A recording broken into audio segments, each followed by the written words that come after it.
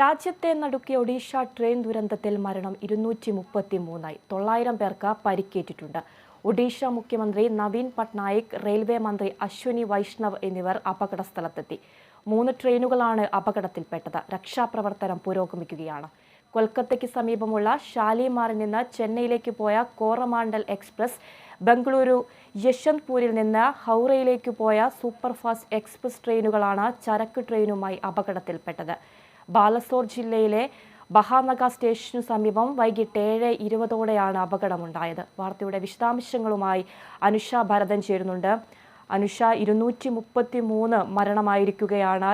രക്ഷാപ്രവർത്തനം ഇപ്പോഴും പുരോഗമിക്കുകയാണ്. ഒഡീഷ മുഖ്യമന്ത്രി നവീൻ പട്നായിക്, റെയിൽവേ മന്ത്രി അശ്വിനി വൈഷ്ണവ് എന്നിവർ അപകട സ്ഥലത്തെത്തി എന്നുള്ളതാണ് ഏറ്റവും പുതിയ വാർത്ത. രക്ഷാപ്രവർത്തനം ഇപ്പോഴും പുരോഗമിക്കുന്നുണ്ടോ? എങ്ങനെയാണ് രക്ഷാപ്രവർത്തനം നടക്കുന്നത്? എന്തൊക്കെയാണ് കൂടുതൽ വിശദാംശങ്ങൾ? ആതിര, മരണസംഖ്യ വീണ്ടും ഉയർന്നിരിക്കുകയാണ്. ഇപ്പോൾ 238ആയി മരണസംഖ്യ ഉയർന്നിരിക്കുന്നു എന്നാണ് മനസ്സിലാക്കാൻ കഴിയുന്നത്. അതോടൊപ്പം ഒഡീഷ മുഖ്യമന്ത്രി നവീൻ പട്നായിക്കും റെയിൽവേ മന്ത്രി അശ്വിനി വൈഷ്ണവും അപകടം നടന്ന സ്ഥലത്തെത്തി, ബഹനഗയിൽ എത്തിയിട്ടുണ്ട്. ഇനി എന്താണ് അപകട കാരണം തുടങ്ങിയ യഥാർത്ഥ കാരണം എന്താണ് തുടങ്ങിയ വിശദാംശങ്ങളെല്ലാം വൈകാതെ തന്നെ അറിയാൻ സാധിക്കും. ഇന്നലെ വൈകിട്ട് 3:30ഓടെയാണ് കോറമണ്ടൽ ഷാലിമാറിൽ, കൊൽക്കത്തയ്ക്ക് സമീപമുള്ള ഷാലിമാറിൽ നിന്നും കോറമണ്ടൽ എക്സ്പ്രസ് ചെന്നൈ ലക്ഷ്യമാക്കി പുറപ്പെട്ടത്. ഈ ട്രെയിൻ 2 സ്റ്റേഷനുകൾ പിന്നിട്ട് ബാലസോർ ബഹനാഗയിൽ എത്തുമ്പോഴേക്കും പാളം തെറ്റുകയും 12 ബോഗികൾ മറിയുകയും ചെയ്യുന്നു. ഈ സമയത്ത് ഈ യശ്വന്ത്പൂർ ഹൗറ എക്സ്പ്രസ് എത്തി ഇതിലേക്ക് ഇടിച്ചു കയറുകയും ഈ ട്രെയിൻ ബോഗികളെല്ലാം തന്നെ തൊട്ടടുത്ത് നിർത്തിയിട്ടിരുന്ന ഗുഡ്സിലേക്ക് ഇടിച്ചു കയറി വലിയ ഒരു ദുരന്തമായി മാറുകയുമായിരുന്നു ചെയ്തത്. നിലവിൽ 1000ഓളം പേർ ചികിത്സയിൽ തുടരുകയാണ്. പലരുടെയും നില ഗുരുതരമായി തുടരുകയാണ്. അതുകൊണ്ട് തന്നെ മരണസംഖ്യ ഇനിയും ഉയരാനാണ് സാധ്യത എന്നാണ് പറയുന്നത്. ഇതിനൊരു അപകടത്തിനുള്ള കാരണം അതായത് ആദ്യം ട്രെയിൻ പാളം തെറ്റിയപ്പോൾ സിഗ്നൽ സംവിധാനത്തിൽ പിഴവ് വന്നെന്നും പിന്നീട് സിഗ്നലുകൾ ലഭിച്ചില്ല എന്നുമാണ് റെയിൽവേയുടെ പ്രാഥമിക നിഗമനം. അതുകൊണ്ട് തന്നെയാണ് യശ്വന്ത്പൂർ എക്സ്പ്രസ്സിന് ഇടിച്ചു കയറാനുള്ള ഒരു സാധ്യത ഉണ്ടായത്, അല്ലെങ്കിൽ അത്തരത്തിലൊരു അപകടത്തിലേക്ക് ഇത് നീങ്ങാനുള്ള കാരണം സിഗ്നൽ സംവിധാനത്തിൽ വന്ന പിഴവാണ് എന്നാണ് പ്രാഥമിക നിഗമനം. ഇനി അശ്വിനി വൈഷ്ണവെല്ലാം എത്തിയ സ്ഥിതിക്ക് കൂടുതൽ വിശദീകരണം ഇത് സംബന്ധിച്ച് ഉണ്ടാകുമെന്ന് തന്നെയാണ് പ്രതീക്ഷിക്കുന്നത്. നിലവിൽ ഇനിയും ഈ അപകടത്തിൻ്റെ തോത് വർദ്ധിക്കാനും ഇപ്പോഴും രക്ഷാപ്രവർത്തനം പുരോഗമിച്ചുകൊണ്ടിരിക്കുകയാണ്. ഇപ്പോഴും ബോഗിക്കിടയിൽ നിരവധി ആളുകൾ കുടുങ്ങിക്കിടക്കുന്നുണ്ട് എന്ന് തന്നെയാണ് പറയുന്നത്. ഇവരെയെല്ലാം ക്രെയിനുകളെല്ലാം ഉപയോഗിച്ച് ഈ ബോഗികൾ മാറ്റിയതിനു ശേഷമാണ് ഇവരെ രക്ഷിക്കാനുള്ള ശ്രമം തുടർന്നുകൊണ്ടിരിക്കുന്നത്.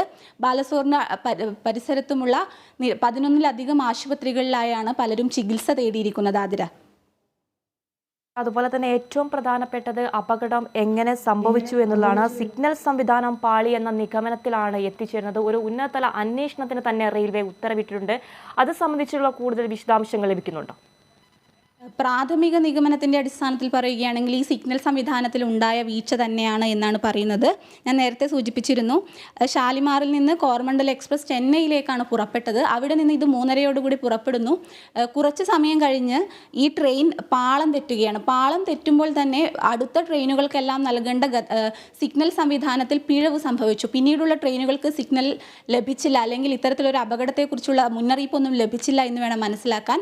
അതാണ് അതേ 100 കിലോമീറ്റർ വേഗതയിൽ യശ്വന്ത്പൂർ എക്സ്പ്രസ് വരികയും ഈ പാളം തെറ്റിക്കിടക്കുന്ന 12 ബോഗികളിലേക്ക് ഇടിച്ചു കയറുകയും ചെയ്തത്. ഇതാണ് ഇത്ര വലിയൊരു ഈ ഒരു ദുരന്തത്തിൻ്റെ വ്യാപ്തി വർദ്ധിപ്പിക്കാൻ കാരണമായ ഒരു ഘടകം എന്ന് പറയണം. ഇനി വൈകാതെ തന്നെ യഥാർത്ഥ കാരണം എന്താണ് എന്നത് സംബന്ധിച്ചുള്ള വിശദീകരണമെല്ലാം വരും. ഇന്നലെ തന്നെ കേന്ദ്ര റെയിൽവേ മന്ത്രാലയം അന്വേഷണത്തിന് ഉത്തരവിട്ടിരുന്നു. അതോടൊപ്പം തന്നെ എടുത്തു പറയേണ്ട ഒരു ഘടകം, ഇപ്പോഴും രക്ഷാപ്രവർത്തനം തുടരുകയാണ്. NDRFൻ്റെ അടക്കമുള്ള സംഘങ്ങൾ ഇവിടെ എത്തിച്ചേർന്നിട്ടുണ്ട്. ഇവർ രക്ഷാപ്രവർത്തനം തുടർന്നുകൊണ്ടേയിരിക്കുകയാണ്. ഈ രക്ഷാപ്രവർത്തനത്തിലും ഇന്നലെ കുറച്ച് പാളിച്ചകളെല്ലാം സംഭവിച്ചു. അത് ആരെയും കുറ്റം പറയാൻ സാധിക്കില്ലെങ്കിലും രക്ഷാപ്രവർത്തനം, ഈ ഒരു ബാലസോർ എന്ന് പറയുന്ന ഒഡീഷയിലെ ഒരു ഉൾനാടൻ ഗ്രാമമാണ്, ഒരു ഉൾനാടൻ റെയിൽവേ സ്റ്റേഷനാണ്. അതുകൊണ്ട് തന്നെ രാത്രി ഉണ്ടായ അപകടത്തിൽ വെളിച്ചവും മറ്റ് രക്ഷാപ്രവർത്തന സംവിധാനങ്ങളും ഒരുക്കുന്നതിൽ വലിയ കാലതാമസം നേരിട്ടു എന്നാണ് അവിടെയുള്ള പ്രാദേശിക മാധ്യമങ്ങളടക്കം റിപ്പോർട്ട് ചെയ്യുന്നത്. അതുകൊണ്ട് തന്നെ ഇത്തരത്തിൽ വെളിച്ച സംവിധാനങ്ങളെല്ലാം ഒരുക്കുന്നതിൽ സമയം വൈകുന്നു. ഇത് അപകടത്തിൻ്റെ അല്ലെങ്കിൽ മരണനിരക്ക് ഉയരുന്നതിനൊരു കാരണമായി പറയുന്നുണ്ട്. പല ബോഗികളും ഒരു ബോഗിയുടെ മേൽ മറ്റൊന്നെന്നുള്ള രീതിയിലായിരുന്നു കിടന്നിരുന്നത്. അതുകൊണ്ട് രാത്രി 1 മണിയോടെയാണ് ക്രെയിൻ എത്തി ഈ ബോഗികൾ മാറ്റി ഇതിൽ നിന്നും ആളുകളെ രക്ഷിച്ചത്. ഇപ്പോഴും ഈ ബോഗികൾ എടുത്തു മാറ്റിക്കൊണ്ട് ഉള്ളിൽ കുടുങ്ങിക്കിടക്കുന്നവരെ രക്ഷിച്ചുകൊണ്ടിരിക്കുകയാണ് അതിര.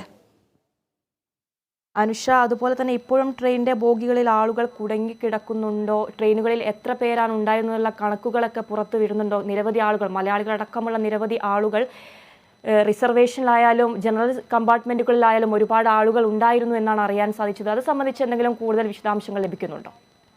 അതിൽ ഒരു ട്രെയിൻ കൊൽക്കത്തയിൽ നിന്ന് ചെന്നൈയിലേക്കും മറ്റൊന്ന് കർണാടകയിൽ നിന്നും പുറപ്പെട്ട ട്രെയിനാണ്. അപ്പോൾ ഈ ട്രെയിനുകളെല്ലാം രണ്ടും പാസഞ്ചർ ട്രെയിനുകളാണ്. ഈ ചെന്നൈയിലായാലും കൊൽക്കത്തയിൽ നിന്ന് ചെന്നൈയിലേക്ക് വരുന്ന ട്രെയിനിലെല്ലാം നിരവധി അന്യസംസ്ഥാന തൊഴിലാളികൾ, അതിഥി തൊഴിലാളികളെല്ലാം നിരവധിയുണ്ട്. അതും ഈ ഉത്തരേന്ത്യൻ ട്രെയിനുകളിലെല്ലാം, സാധാരണ പാസഞ്ചർ ട്രെയിനുകളിലെല്ലാം റിസർവ് ചെയ്ത കോച്ചുകളിൽ പോലും ജനറൽ ടിക്കറ്റ് എടുത്തും ടിക്കറ്റ് എടുക്കാതെയും ഒക്കെ നിരവധി ആളുകൾ യാത്ര ചെയ്യുന്ന ഒരു സ്ഥിതിവിശേഷമുണ്ട്. അതുകൊണ്ട് തന്നെ കൃത്യമായ ഒരു കണക്ക് എത്ര യാത്രക്കാരുണ്ടായിരുന്നു എന്നത് സംബന്ധിച്ചില്ല. എന്നാൽ ഈ ഹൗറ എക്സ്പ്രസ്സിൽ ബംഗളൂരുവിൽ നിന്ന് കയറിയത് 994 റിസർവ് ചെയ്ത യാത്രക്കാരാണ് എന്നാണ് റെയിൽവേ പുറത്തുവിടുന്ന കണക്ക്. 300 പേർ റിസർവ് ചെയ്യാതെയും യാത്ര ചെയ്യുന്നുണ്ട് എന്നാണ് അറിയുന്നത്. എന്നാൽ ഈ സംഖ്യ കൃത്യമായിരിക്കില്ല, കാരണം ഇത് സംബന്ധിച്ചിട്ട് റെയിൽവേയുടെ ഒരു ഔദ്യോഗിക കണക്ക് ഇപ്പോഴും പുറത്തുവിട്ടിട്ടില്ല. നിലവിൽ ഈ അപകടത്തിൽപ്പെട്ട ഈ നമ്പറുകളുമായാണ് നിലവിൽ ആശുപത്രിയിൽ കഴിയുന്നവരുമായി ഒത്തു നോക്കുന്നത്. ആദ്യഘട്ടത്തിൽ രക്ഷാപ്രവർത്തനത്തിനാണ് മുൻതൂക്കം നൽകേണ്ടത്, അപകടത്തിൽപ്പെട്ടവരുടെ ജീവൻ രക്ഷിക്കാനാണ് ശ്രമിക്കേണ്ടത് എന്നതുകൊണ്ട് തന്നെ വിശദമായ ഒരു പാസഞ്ചർ ഡീറ്റെയിൽസ് ഇതുവരെയും റെയിൽവേ പുറത്തുവിട്ടിട്ടില്ല. നിലവിൽ പ്രധാനമായും ജനറൽ കോച്ചുകളെല്ലാം അപകടത്തിൽപ്പെട്ടതുകൊണ്ട് തന്നെ ഈ അപകടത്തിൻ്റെ തോത് വളരെയധികം വർദ്ധിക്കാനും സാധ്യതയുണ്ട് അതിര. അനുഷ, ഏറ്റവും പ്രധാനപ്പെട്ടത് ഇപ്പോൾ മരണം 238 ആയിരിക്കുകയാണ്. 900 പേർക്ക് പരിക്കേറ്റിട്ടുണ്ട്. ഈ ആശുപത്രി പ്രവേശിപ്പിച്ചവരുടെ ആരോഗ്യനില എങ്ങനെ തുടരുന്നു? ഗുരുതരമായി തുടരുന്നവരുണ്ടോ? ആശുപത്രി അധികൃതർ എന്തെങ്കിലും വിശദാംശങ്ങൾ നൽകുന്നുണ്ടോ? 11-ലധികം ആശുപത്രികളിലായാണ് ഇപ്പോൾ ചികിത്സയിൽ കഴിയുന്നത്. ഞാൻ നേരത്തെ സൂചിപ്പിച്ചിരുന്നു, ഒഡീഷയടക്കം നോക്കുകയാണെങ്കിൽ ഈ ഒഡീഷയിലെ ഈ ബാലസോർ എന്ന് പറയുന്ന പ്രദേശം ഒരു ഉൾനാടൻ ഗ്രാമപ്രദേശമാണ്. അതുകൊണ്ട് തന്നെ അവിടെ മികച്ച ഒരു ആശുപത്രി സൗകര്യങ്ങളൊന്നും ഇല്ല എന്ന് തന്നെ പറയണം. അതുകൊണ്ട് തന്നെ ഈ പരിസരത്തും ചുറ്റുവട്ടത്തുമായുള്ള 11-ലധികം ആശുപത്രികളിൽ ഇതിൻ്റെ ചികിത്സയ്ക്കായുള്ള സൗകര്യങ്ങൾ ഇന്നലെ തന്നെ ഒഡീഷ ഗവൺമെൻറ് ഒരുക്കിയിരുന്നു. അതുകൊണ്ട് തന്നെ നിരവധി പേർക്ക് പരിക്കേറ്റെത്തിയത് കൊണ്ട് തന്നെ മികച്ച ഒരു സംവിധാനം ഒരുക്കുന്നതിൽ ആശുപത്രിക്കും ചില പരിമിതികൾ ഉണ്ട് എന്ന് നമ്മൾ സമ്മതിച്ചേ പറ്റൂ. അതോടൊപ്പം തന്നെ നിരവധി പേർ ഈ അപകടത്തിൽപ്പെട്ടവർക്ക് രക്തം ഒരുപാട് നഷ്ടപ്പെട്ടിട്ടുണ്ടാകും. ഈ രക്തം നൽകുന്നതിനൊക്കെ നിരവധി പേർ സന്നദ്ധരായി എത്തുകയും വലിയ ക്യൂ ഈ ബ്ലഡ് ബാങ്കിന് മുന്നിൽ ഉണ്ടാകുന്ന ദൃശ്യങ്ങളെല്ലാം പുറത്തു വരുന്നുണ്ട്. അതുകൊണ്ട് തന്നെ എല്ലാവരും ഒരുമിച്ച് നിൽക്കുന്ന ഒരു സമയം കൂടിയാണിത്. കാരണം ഈ ദുരന്തത്തെ ഒരുമിച്ച് നേരിട്ടേ പറ്റൂ എന്നൊരു സ്ഥിതിവിശേഷമാണ് നിലവിലുള്ളത്. ആശുപത്രിയിൽ കഴിയുന്നവരിൽ പലരും ഗുരുതരമായി തുടരുകയാണ്.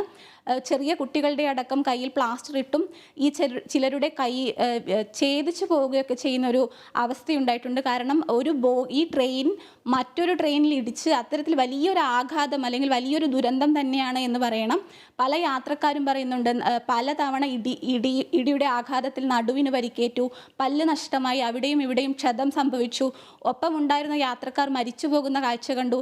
അത്ര വലിയൊരു ദുരന്തമായിരുന്നു ഒരുപക്ഷെ ഈ അടുത്ത കാലത്തുണ്ടായതിൽ വെച്ച് ഏറ്റവും വലിയൊരു ട്രെയിൻ ദുരന്തം എന്ന് തന്നെ ഇതിനെ പറയേണ്ടിയിരിക്കുന്നു അതിര. അനുഷ, അതുപോലെ തന്നെ മരിച്ചവർക്കും പരിക്കേറ്റവർക്കും ധനസഹായങ്ങളൊക്കെ പ്രഖ്യാപിച്ചിട്ടുണ്ട്. അത് സംബന്ധിച്ചുള്ള കൂടുതൽ വിശദാംശങ്ങൾ എന്തൊക്കെയാണ്? ഇന്നലെ തന്നെ ഈ ധനസഹായത്തിൻ്റെ കാര്യത്തിൽ ധനസഹായം കേന്ദ്ര റെയിൽവേ മന്ത്രാലയം പ്രഖ്യാപിച്ചിരുന്നു. കേന്ദ്ര റെയിൽവേ മന്ത്രാലയം മരിച്ചവരുടെ കുടുംബങ്ങൾക്ക് 10 ലക്ഷം രൂപ പ്രഖ്യാപിച്ചു. അതോടൊപ്പം തന്നെ പ്രധാനമന്ത്രിയുടെ ദുരിതാശ്വാസ നിധിയിൽ നിന്നും 2 ലക്ഷം രൂപയും അപകടത്തിൽ മരിച്ചവരുടെ കുടുംബങ്ങൾക്ക് പ്രഖ്യാപിച്ചിട്ടുണ്ട്. അതോടൊപ്പം കേന്ദ്ര റെയിൽവേ മന്ത്രാലയം ഗുരുതരമായി പരിക്കേറ്റവർക്ക് 2 ലക്ഷം രൂപയും നിസ്സാര പരിക്കേറ്റവർക്ക് 50,000 രൂപയും ധനസഹായം പ്രഖ്യാപിച്ചിട്ടുണ്ട്.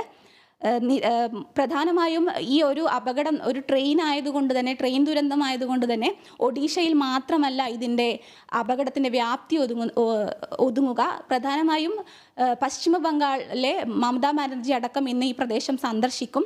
അതോടൊപ്പം മമതാ ബാനർജി ഇന്നലെ തന്നെ ബംഗാളിൽ നിന്നും ഒരു വലിയ സംഘത്തെ റെസ്ക്യൂ ഓപ്പറേഷൻ ഈ രക്ഷാപ്രവർത്തനത്തിന് അയച്ചിരുന്നു. അതോടൊപ്പം ഇന്ന് തമിഴ്നാട്ടിൽ നിന്നും മുഖ്യമന്ത്രി സ്റ്റാലിൻ അയക്കുന്ന ഒരു സംഘം ഇന്ന് 9:30 ഒഡീഷയിലെത്തും. ഈ സംഘത്തിൽ തമിഴ്നാട് ഗതാഗത മന്ത്രി എസ് ശിവശങ്കറും കായിക മന്ത്രി ഉദയനിധി സ്റ്റാലിനും 3 മുതിർന്ന IAS ഉദ്യോഗസ്ഥരും ഈ സംഘത്തിൽ ഉണ്ടാകും. അതോടൊപ്പം തന്നെ കർണാടകയും ഇത്തരത്തിലൊരു സംഘത്തെ അയക്കുന്നുണ്ട്. കാരണം കർണാടകയിൽ നിന്ന്, ബംഗളൂരുവിൽ നിന്ന് പുറപ്പെട്ട ഒരു ട്രെയിനും അപകടത്തിൽപ്പെട്ടിട്ടുണ്ട്. അത്തരത്തിൽ നോക്കുകയാണെങ്കിൽ ഒരു ദേശീയ ദുരന്തം തന്നെയാണിത്. നിരവധി സംസ്ഥാനത്തുള്ള ആളുകളെയും ബാധിച്ചിട്ടുണ്ട്. കുറച്ച് മലയാളികൾ ഇതിൽ ഉൾപ്പെട്ടിട്ടുണ്ട്. അവർ സുരക്ഷിതരാണ് എന്നാണ് നമുക്കറിയുന്നത്. ആതിര. അനുഷ, അതുപോലെ തന്നെ നിരവധി ട്രെയിനുകൾ റദ്ദാക്കുകയും നിരവധി ട്രെയിനുകൾ വഴിതിരിച്ചു വിടുകയും സംബന്ധിച്ചുള്ള വിവരങ്ങളൊക്കെ ലഭിക്കുന്നുണ്ട്. അത് സംബന്ധിച്ച് കൂടുതൽ വിവരങ്ങൾ എന്തൊക്കെയാണ്? ആതിര, 38 ട്രെയിനുകൾ റദ്ദാക്കുകയും 40ഓളം ട്രെയിനുകൾ വഴിതിരിച്ചു വിടുകയും ചെയ്തിട്ടുണ്ട് എന്നാണ് അറിയുന്നത്. കാരണം ഈ ഒരു റൂട്ടിൽ വളരെ തിരക്കേറിയ ഒരു റൂട്ട് തന്നെയാണ്. നിരവധി യാത്രക്കാരുള്ള ഒരു റൂട്ടാണ്. പ്രധാനമായും ഈ പശ്ചിമ ബംഗാളിൽ നിന്നെല്ലാമുള്ള നമ്മൾ അതിഥി തൊഴിലാളികൾ എന്ന് വിളിക്കുന്ന നിരവധി പേർ ചെന്നൈ പോലുള്ള നഗരങ്ങളിലേക്ക് ജോലിക്കായി എത്തുന്ന ഒരു സ്ഥലമാണ്. അതുകൊണ്ട് തന്നെ ഈ ട്രെയിനുകൾ റദ്ദാക്കിയതും വലിയ രീതിയിൽ ഈ ചെന്നൈ, ബംഗളൂരു റെയിൽവേ സ്റ്റേഷനുകളിൽ തിരക്ക് വർദ്ധിപ്പിക്കാനും കാരണമായിട്ടുണ്ട്. അപകടം സംഭവിച്ചവരുടെ വിശദാംശങ്ങൾ തേടിയെത്തുന്നവരും ഒപ്പം തങ്ങൾ യാത്ര ചെയ്യാൻ പോകുന്ന ട്രെയിനുകൾ ഇപ്പോഴുണ്ടോ, റദ്ദാക്കപ്പെട്ടോ തുടങ്ങിയ വിവരങ്ങൾ അറിയാനും എത്തുന്നവരും എല്ലാം കൊണ്ട് ഈ റെയിൽവേ സ്റ്റേഷനുകളിൽ ഇത്തരത്തിൽ വലിയ തിരക്കും ഇപ്പോൾ അനുഭവപ്പെടുന്നുണ്ട്. ആതിര. അനുഷ, ഇപ്പോൾ ഏറ്റവും പ്രധാനപ്പെട്ടത് രക്ഷാപ്രവർത്തനം തന്നെയാണ്. അനുഷ നേരത്തെ സൂചിപ്പിച്ചു, ഇന്നലെ ഗ്രാമീണ മേഖലയായതുകൊണ്ട് വളരെ ബുദ്ധിമുട്ടാണ് നേരിട്ടത്. ഇപ്പം ഇന്ന് രാവിലെയായി വെളിച്ചമൊക്കെ വന്നു, രക്ഷാപ്രവർത്തനം വീണ്ടും പുരോഗമിക്കുകയാണ്. ഏതൊക്കെ രീതിയിലുള്ള രക്ഷാപ്രവർത്തനങ്ങൾ അവിടെ ഇപ്പോൾ നടക്കുന്നുണ്ട്? ഇന്നലെ 7:20 ഈ ദുരന്തം സംഭവിച്ചത്. ആദ്യഘട്ടത്തിൽ നമുക്ക് കണക്കുകളൊക്കെ പുറത്തുവിടുമ്പോൾ 40 മരണം, 30 മരണം, 40 മരണം എന്ന് തുടങ്ങി ഈ സംഖ്യ ഇപ്പോൾ 238ആയി. 900-ലധികം പേർക്ക് പരിക്കേറ്റു എന്നാണ് 5 മണിക്ക് പുറത്തു വന്ന കണക്കുകൾ. ഇപ്പോൾ സമയം 8 മണി കഴിഞ്ഞതുകൊണ്ട് തന്നെ ഈ അപകടത്തിൻ്റെ, ഈ പരിക്കേറ്റവരുടെ എണ്ണം ഇനിയും വർദ്ധിക്കാൻ തന്നെയാണ് സാധ്യത. പ്രധാനമായും നിലവിൽ ഈ ഗുരുതരമായി തുടരുന്ന ആളുകളുടെ എണ്ണവും ഉണ്ട്. ഇതിലൊന്നും സംഭവിച്ച ഒരു ഔദ്യോഗിക കണക്ക്, ഇത്ര പേർക്ക് പരിക്കേറ്റു എന്ന് നമുക്കൊരു കണക്കെടുത്ത് പറയാൻ കഴിയില്ല. കാരണം അത്തരത്തിൽ റെയിൽവേയുടെ ഭാഗത്തു നിന്നോ ഒഡീഷ സർക്കാരിൻ്റെ ഭാഗത്തു നിന്നോ അത്തരത്തിലൊരു ഔദ്യോഗിക കണക്ക് പുറത്തു വന്നിട്ടില്ല. എന്നാൽ ഈ നവീൻ പട്നായിക്കും അശ്വിനി വൈഷ്ണവും പ്രദേശത്ത് തുടരുന്നതിനാൽ, ഈ അപകട സ്ഥലത്ത് തുടരുന്നതിനാൽ എത്ര പേർക്ക് അപകടമുണ്ടായി അല്ലെങ്കിൽ എത്ര പേർ മരണപ്പെട്ടു തുടങ്ങിയ ഔദ്യോഗിക സ്ഥിരീകരിച്ച കണക്കുകൾ പുറത്തു വരുമെന്ന് തന്നെയാണ് പ്രതീക്ഷിക്കുന്നത്. ആതിര. ശരി അനുഷ, രാജ്യത്തെ നടുക്കി ഒഡീഷ ട്രെയിൻ ദുരന്തത്തിൽ മരണം 238 900 പേർക്ക് പരിക്കേറ്റിട്ടുണ്ട്. ഒഡീഷ മുഖ്യമന്ത്രി നവീൻ പട്നായിക്, റെയിൽവേ മന്ത്രി അശ്വിനി വൈഷ്ണവ് എന്നിവർ അപകട സ്ഥലത്തെത്തി. 3 ട്രെയിനുകളാണ് അപകടത്തിൽപ്പെട്ടത്. രക്ഷാപ്രവർത്തനം ഇപ്പോഴും പുരോഗമിക്കുകയാണ്. കൊൽക്കത്തയ്ക്ക് സമീപമുള്ള ഷാലിമാറിൽ നിന്ന് ചെന്നൈയിലേക്ക് പോയ കോറമാണ്ടൽ എക്സ്പ്രസ്, ബംഗളൂരു യശ്വന്ത്പൂരിൽ നിന്ന് ഹൗറയിലേക്ക് പോയ സൂപ്പർ ഫാസ്റ്റ് എക്സ്പ്രസ് ട്രെയിനുകളും ചരക്ക് ട്രെയിനുകളുമാണ് അപകടത്തിൽപ്പെട്ടത്. ബാലസോർ ജില്ലയിലെ ബഹാനഗർ സ്റ്റേഷന് സമീപം വൈകിട്ട് 7:20 അപകടമുണ്ടായത്. വാർത്തയുടെ വിശദാംശങ്ങൾ വരും മണിക്കൂറുകളിൽ അറിയാൻ സാധിക്കും. രക്ഷാപ്രവർത്തനം ഇപ്പോഴും പുരോഗമിക്കുകയാണ്. മരണസംഖ്യ 238 കടന്നിരിക്കുന്നു. വാർത്തയുടെ വിശദാംശങ്ങൾ നൽകുകയായിരുന്നു അനുഷ ഭരത്.